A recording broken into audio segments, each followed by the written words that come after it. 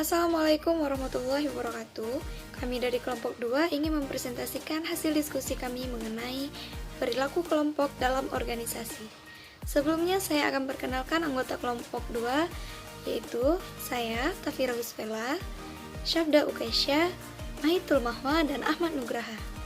Baiklah teman-teman, langsung saja kita masuk ke pembahasan materi yang akan dibahas secara bergantian oleh anggota kelompok 2. Pertama, pengertian organisasi. Menurut Sondang P. Siagian, organisasi adalah bentuk persekutuan dari sekelompok orang yang bekerja sama untuk mencapai tujuan, serta terikat secara formal dalam suatu ikatan hierarki, di mana selalu terdapat hubungan antara sekelompok orang yang disebut dengan pimpinan dan sekelompok orang yang disebut sebagai staf. Secara umum, sebagian masyarakat mengatakan bahwa organisasi adalah wadah atau sarana bagi seseorang untuk mencapai tujuannya. Berikutnya adalah perilaku kelompok dalam organisasi. Perilaku kelompok dalam organisasi adalah aktivitas yang dilakukan dua orang atau lebih yang berkumpul dan berinteraksi sebagai anggota organisasi untuk mencapai tujuan organisasi tertentu yang telah ditetapkan. Selanjutnya, bentuk-bentuk kelompok. Yang pertama, kelompok primer. Kelompok primer adalah kelompok yang kecil ukurannya, tetapi tidak semua kelompok kecil adalah primer. Contoh dari kelompok primer ini adalah keluarga dan kelompok kolega. Yang kedua, kelompok formal. Sejumlah orang yang ditetapkan untuk melaksanakan suatu tugas tertentu. Contoh dari kelompok formal ini antaranya komite atau panitia, unit kerja tertentu, seperti bagian laboratorium riset dan pengembangan, dan tim manajer. Yang ketiga, kelompok informal. Suatu kelompok yang tumbuh dari proses interaksi, daya tarik, dan kebutuhan-kebutuhan seseorang. Anggota kelompok tidak diatur dan diangkat. Keanggotaan ditentukan oleh daya tarik bersama dari individu dan kelompok. Selanjutnya, fungsi kelompok dalam organisasi. Yang pertama, kelompok dapat digunakan untuk membantu pelaksanaan keputusan yang kompleks. Yang kedua, kelompok menjadi alat untuk melakukan tugas-tugas yang kompleks dan tugas-tugas yang memerlukan saling ketergantungan di antara dua orang atau lebih. Yang ketiga, memberikan kekuatan atau power di mana apa yang tidak bisa dicapai secara individu sering menjadi mungkin ketika ia berada dalam kelompok. Yang keempat, kelompok menjadi alat bantu menemukan ide-ide baru atau alat menyelesaikan suatu tugas secara kreatif. Dan yang kelima, kelompok dapat berfungsi sebagai alat koordinasi atau penghubung di antara beberapa departemen yang bekerja dalam kondisi saling bergantungan. Dan yang terakhir, kelompok dapat merupakan mekanisme pemecah masalah. Selanjutnya ada proses pembentukan kelompok. Pembentukan kelompok merupakan salah satu langkah awal terjadinya interaksi antar individu satu dengan yang lain. Berikut ada beberapa hal yang harus diperhatikan pada proses pembentukan kelompok. Yang pertama ada persepsi, yaitu pembagian kelompok diharapkan mempunyai kemampuan yang berimbang. Apalagi ada anggota yang mempunyai tingkat intelijensi rendah, maka anggota yang mempunyai tingkat intelijensi tinggi mampu menginduksi anggota yang lain. Dan yang kedua ada motivasi. Motivasi adalah pembagian kekuatan yang berimbang akan memotivasi setiap anggota kelompok untuk berkompetensi secara sehat dalam mencapai tujuan kelompok. Dan yang ketiga ada tujuan. Pembentukan kelompok diantaranya adalah untuk menyelesaikan tugas-tugas kelompok atau individu dengan menggunakan metode diskusi ataupun kerjasama. Yang keempat ada organisasi. Pengorganisasian dimaksud untuk mempermudah koordinasi sehingga penyelesaian masalah kelompok menjadi lebih efisien dan efektif. Yang kelima ada independensi. Kebebasan merupakan hal yang penting dalam dinamika kelompok. Yang dimaksud kebebasan di sini adalah kebebasan anggota kelompok dalam menyampaikan ide dan pendapatnya. Yang keenam ada interaksi. Interaksi atau hubungan timbal balik antar anggota kelompok merupakan syarat yang penting dalam kelompok.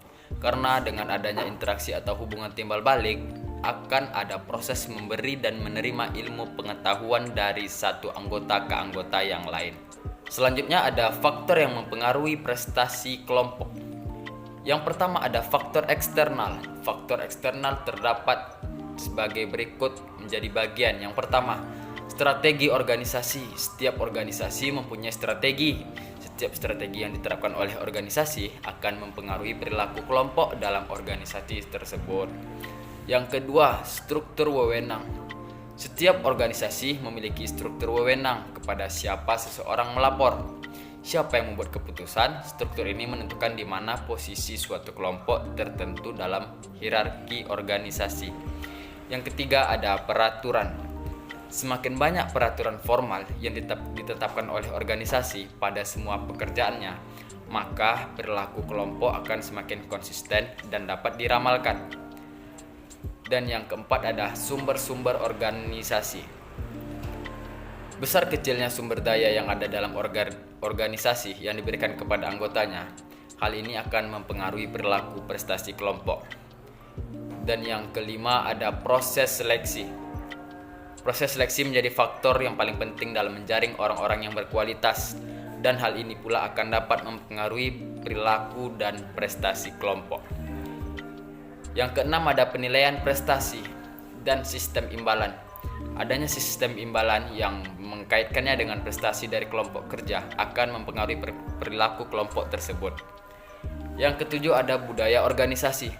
Setiap organisasi memiliki kebiasaan-kebiasaan yang tidak tertulis yang menentukan perilaku yang boleh dan tidak boleh dilakukan oleh pekerja. Dan yang kedelapan adalah lingkungan fisik. Ruangan yang tertata dengan baik, suhu udara, dan lain-lain akan mempengaruhi perilaku kelompok. Dan selanjutnya ada faktor internal. Yang pertama ada kemampuan, dan yang kedua ada karakteristik kepribadian. Selanjutnya, tahap-tahap perkembangan kelompok.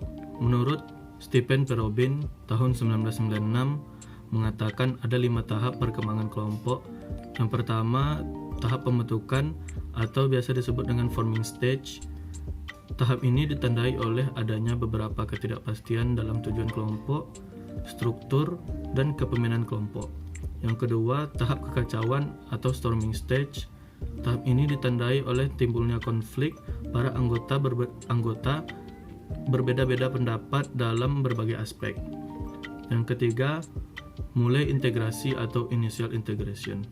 Tahap ini ditandai oleh munculnya identitas kelompok, standar perilaku yang sudah mulai terbentuk, anggota sudah mulai bekerja sama dan saling mengenal, serta kelompok sudah mulai padu dan efektif. Yang keempat, terintegrasi atau total integration. Tahap ini ditandai oleh adanya kesepian kelompok untuk melakukan tugas-tugas sebab sudah memiliki semua unsur yang mulai melakukan tugas seperti struktur, standar perilaku yang sudah diakui, dan mekanisme untuk memecahkan berbagai persoalan yang kompleks. Yang kelima, efektivitas kelompok. Tujuan pembentukan kelompok sebagaimana yang telah disebutkan untuk memelihara dan meningkatkan potensi sumber daya manusia dalam mencapai tujuan kelompok pada khususnya dan organisasi pada umumnya. Sebuah kelompok sudah dikatakan efektif apabila memiliki hasil kerja yang tinggi dan suatu iklim kerja yang mendukung peningkatan hasil kerja. Menurut John R. Smallhorn Jr., James J. Horn, dan Richard N. Osborne tahun 1985 mengemukakan bahwa ada 8 ciri dasar suatu kelompok dikatakan sudah efektif.